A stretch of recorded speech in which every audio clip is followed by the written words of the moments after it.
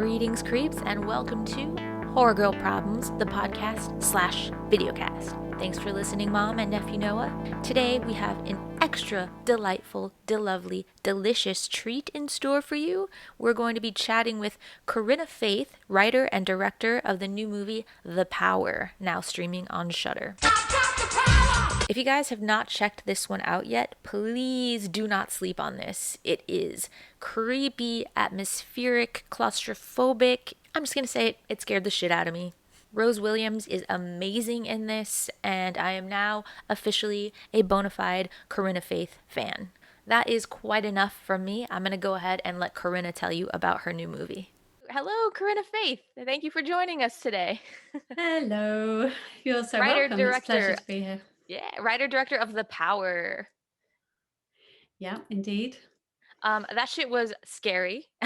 Like, Good. so well done on that. It's always weird to kind of go, oh, good, thank you. I'm so pleased I scared you. I never really know how to feel about that. But That's a good thing, right? Because I feel like horror and comedy are both two things where it's like, I have a certain objective. I want to make you feel a certain way. You don't know if it's going to land until the audience watches it. It's so true. Yeah, it's so true. And I haven't known either. So, I mean, it's amazing that it does seem to be landing for some people. That's fantastic.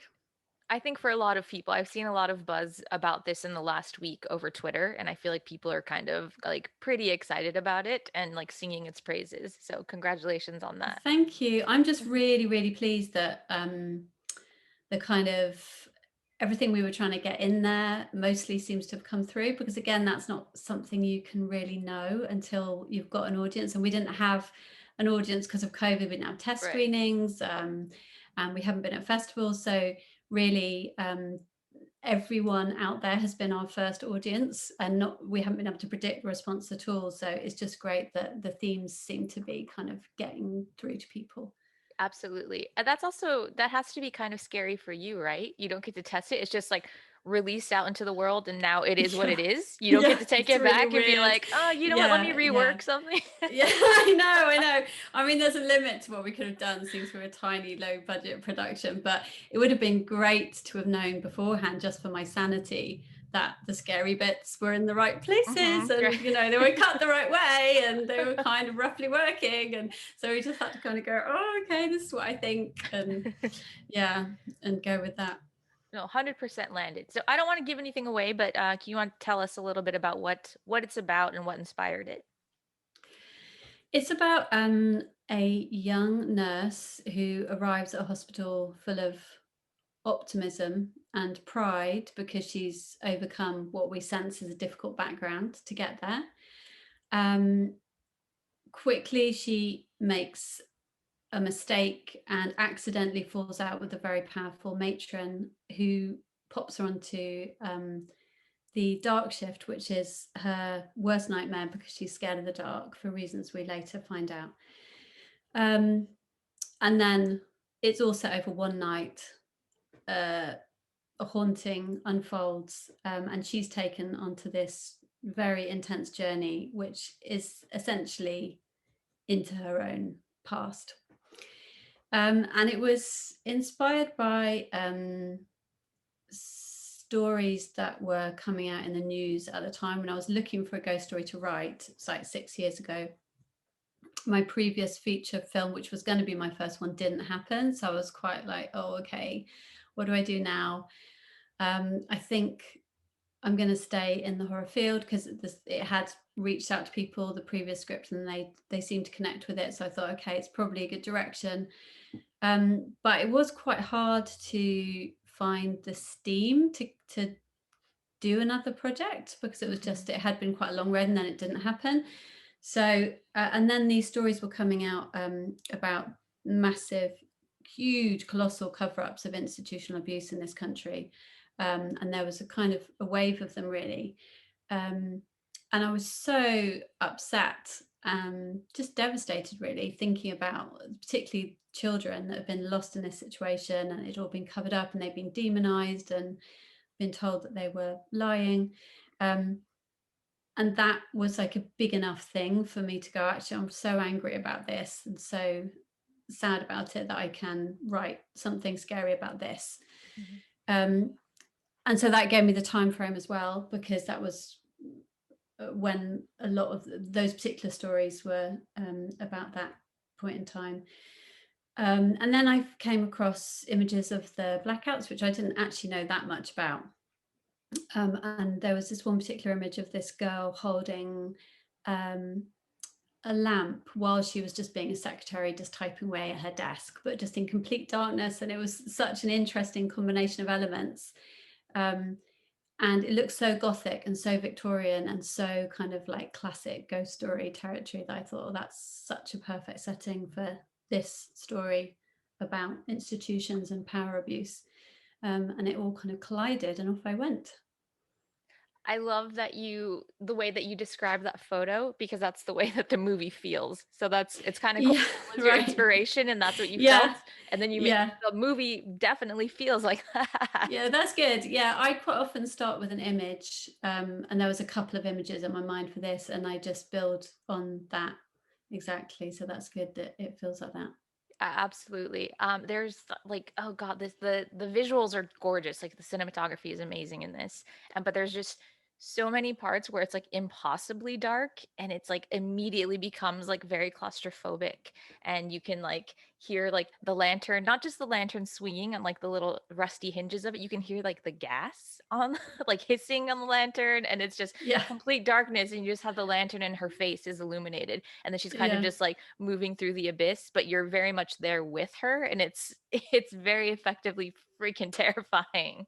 Yeah, I mean, well, that was real in a way, because what my biggest objective was to try and find somewhere we could film where that had a genuine sense of atmosphere, and try to get that through the camera somehow. Um, and those spaces were colossal and real, and there was no power in the hospital for real. So we just had our generator. So if you went away from the crew, you were in a really dark place really quickly. Oh And God. we didn't have to manufacture darkness if we were shooting at night. If you turned the lights off, it was literally pitch black. So um, yeah, it was just a matter of trying to kind of convey that and making sure that we filmed it in the right way to get that atmosphere. And the gas lanterns sound is real as well, and they are actually really noisy, and they were the bane of the sound department's Oh life. God. They were Okay. like yeah. And in this mix, we were forever trying to kind of get the right ones to blend over, because Oh some of no. the lamps are like electrical kind of pretend ones, and some of them are the real ones. So yeah. Oh, they did a good job of layering it all Yeah. together in the end. Yeah, I'm sorry it was they a pain did. in the ass for them, but in the end it works out really well. They were sympathetic. They knew what we were trying to do. They could see it looked good, so they went along with it. Mm. There's so many layers to the just the sound, not even the music, but just like the sound effects. There's just, like I said, her breathing, and then there's like whispers being intermingled with music coming in, but you don't even necessarily realize that it's music, I think, at first. It's Mm. just all of it, just very Yeah. creepy dread. I mean, that was a close collaboration between Joachim Sundstrom, the sound designer, and the composers Max Twardner and Elizabeth Bernholz, aka Gazelle Twin. And in a horror, there's quite often a fine line between score and sound design. And there's actually quite a crossover between his sound design and their work anyway, because they're both electronic artists. So that was just a real joy, that whole process, and the way they were able to use each other's material to build up these layers. Um, and yeah, quite often Joachim was bringing in whispery, kind of quite deep, thick atmos into spaces where there wasn't score as well. So there's always something a bit uncanny going on sound wise. It almost reminds me, it doesn't sound similar in the style at all, but a kind of like Goblin, minus like the heavy Yeah. synthesizers and stuff, but just like the incorporation of like the whispering, Yeah. and you're like, is that part of Yeah, the yeah, yeah. like Yeah, definitely. No, I love Goblin. Yeah, that was definitely an inspiration in there. I mean, it's not as kind of like poppy and musical right. as their work, but yeah, definitely the kind of just the raw tingly fear of the human voice Mhm. and what you can do with that. And Elizabeth it's her voice all the Oh, way wow. through. Whenever you can hear a voice, it's her voice, and sometimes it's altered, sometimes it's as she's singing, but she's got an amazing voice. She's an amazing singer, so we had this incredible resource of her voice, and I really wanted a female voice in the score to kind of tie the themes together. Yeah. So yeah, the whispery stuff is her as well. I rewatched it a second time, but I had headphones in. And How was that? when the whispering scared the shit out of me. Yeah, she does some pretty mean, scary voices, that Elizabeth. There was a Yeah. point where I was like, oh God, like I don't. Yeah. No, the mix is really good like that. She's behind me, isn't she? I like didn't even want to turn around. Don't turn around, just stare straight ahead. Yeah, oh, that was great. I loved Rose Williams in this. Like she Mm. was incredible. And she's such like a cool mix of you kind of just fall in love with her immediately because you can tell she genuinely she just wants to do good and she's so positive and sweet. But she's also very strong and kind of a badass. And I feel like that's kind of a hard duality to walk that Mm. line and be so fully both of those things.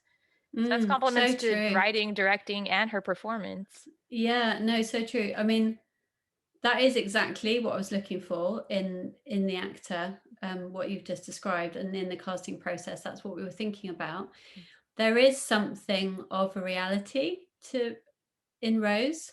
Uh, with those things, she is incredibly empathetic, incredibly warm, and as soon as I saw her little casting tape, the kind of the warmth that she managed to get through her in her lines in just a few seconds, I was like, "Whoa, that really feels different and feels so connective in just a really humanly instinctive way."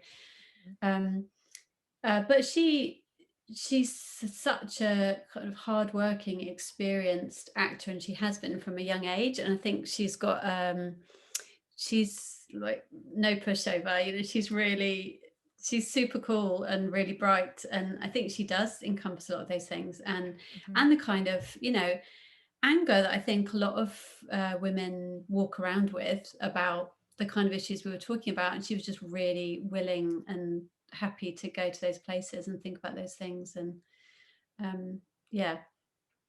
She conveys a lot using very little, which I know is not an easy thing to do. And very early on, like Mm. I'm like, oh gosh, I really like her. I'm gonna be very pissed if something bad happens to this Yeah, character. yeah, I'm gonna be that's angry. exactly what I wanted, because it's such a crazy time frame, because it's just one night and we have barely anything to set her up, and we hint at her backstory, but you pretty much got to go through the whole film, the majority of the film, to understand what that is and to get any sympathy for her from that.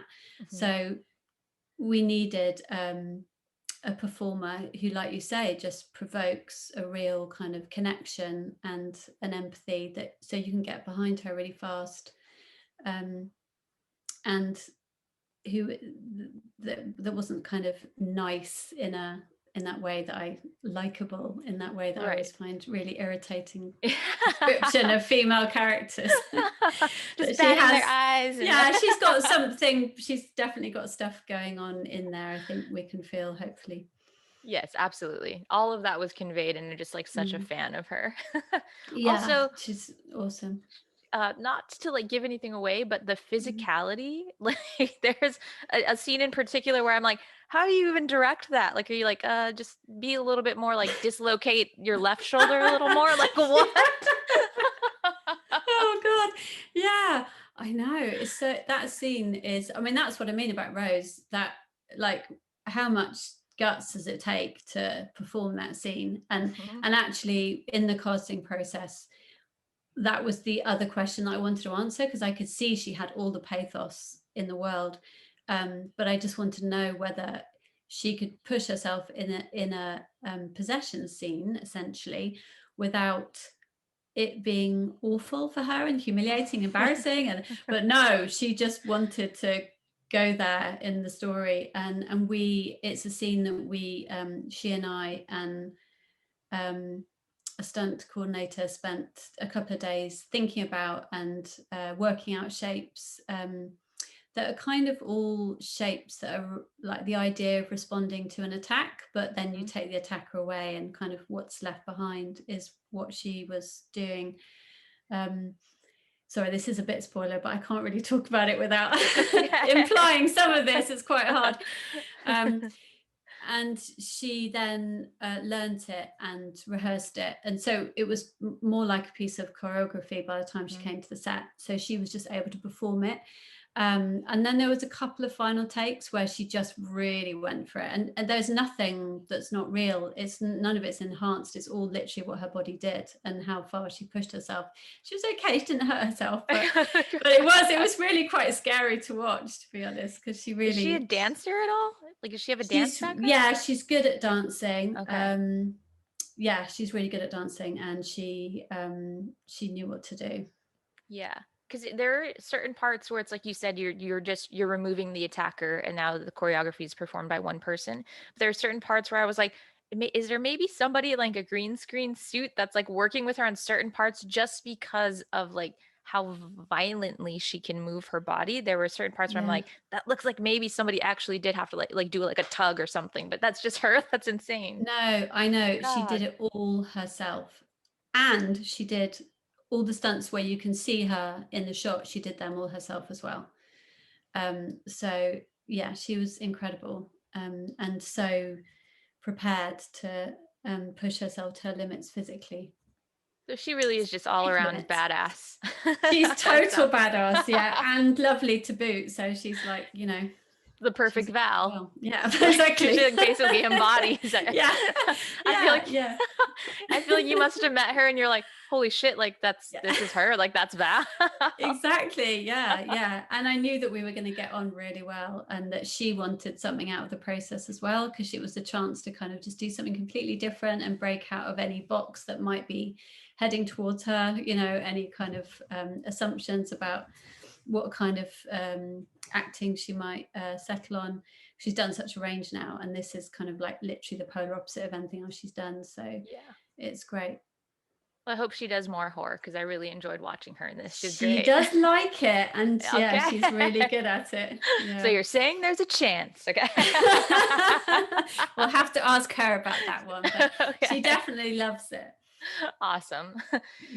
There's a lot of symbolism layered in here, but it's done in a way where it doesn't like hit you over the head with it. It's like these subtle, like kind of just nuanced things coming in, building up to like this finale at the end. I mean, even the title is not necessarily just what you would think it is going into it. And there's also these really cool shots. It looks almost like a double exposure, but it's just using like reflections in windows and things like that. And then as it's revealed later on, you realize there's a lot of symbolism there. So I thought that was really cool elements that you were bringing in all along the way. Yeah, I mean, that's the joy of films for me, that it's putting things into the different layers and having a visual language running at the same time as the scripted language. And then obviously you've got the kind of language of the score and the sound design as well. That was just so fun. And we didn't have a high budget, but you always have that. You always have the ability to kind of make something from your image and put something in your frame that's telling your story alongside. It doesn't have to be something really expensive or complicated. But I knew that I wanted to do everything in camera. And I knew this was about, the themes were about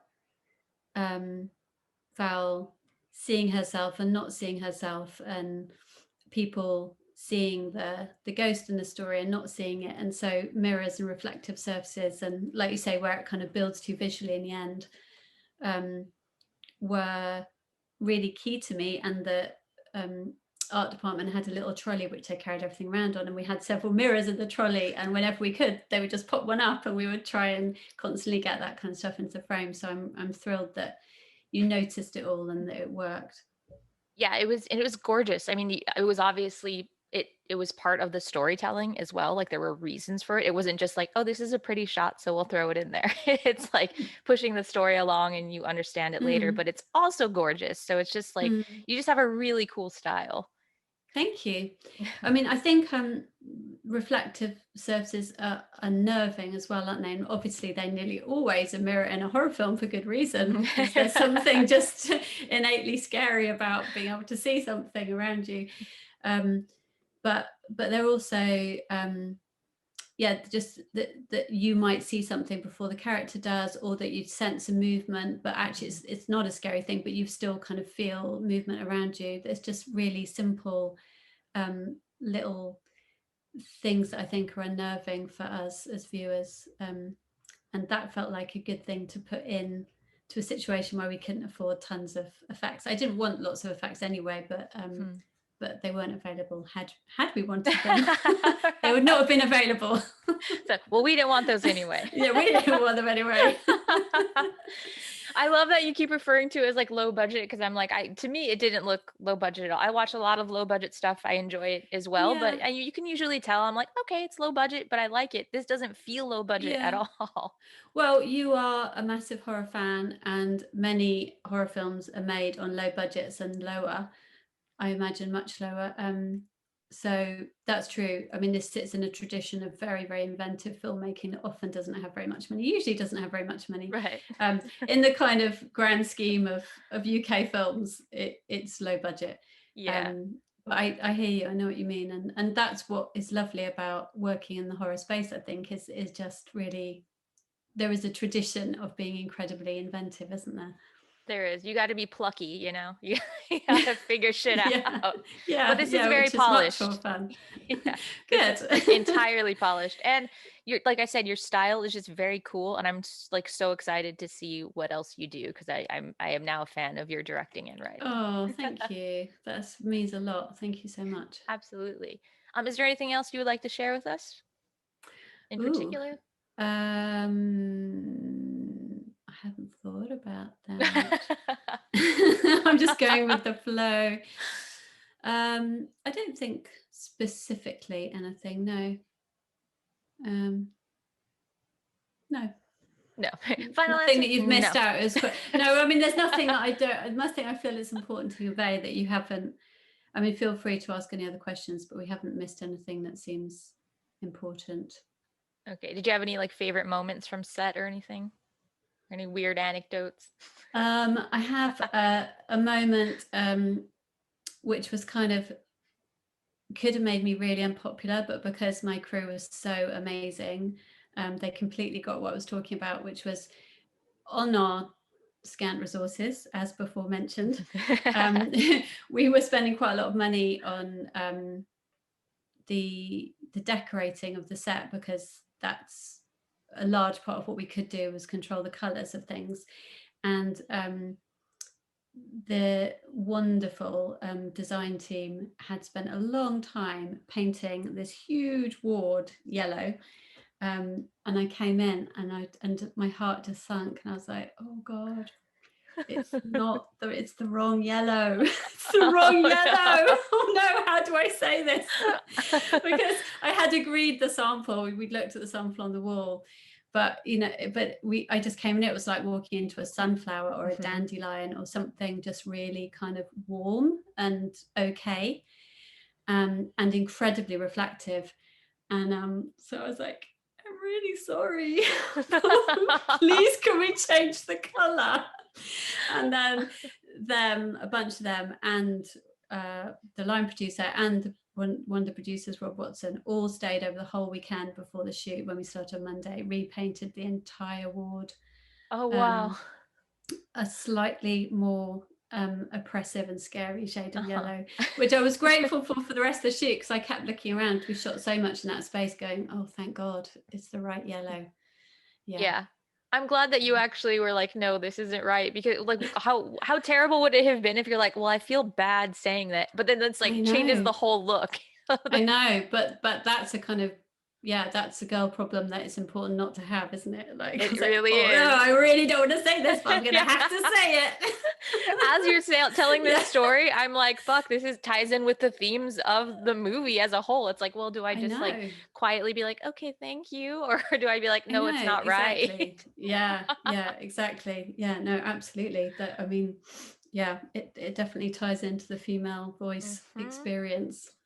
But look, you use your voice and it's better for it, I'm sure, because I feel like you would have been so unhappy during the editing and trying to like do color correction or something, and it would have been just like a fucking nightmare. Oh no, it would have been terrible. And my production designer absolutely agreed. She was like, I know. It's the wrong one, isn't it? So it's fine in the end.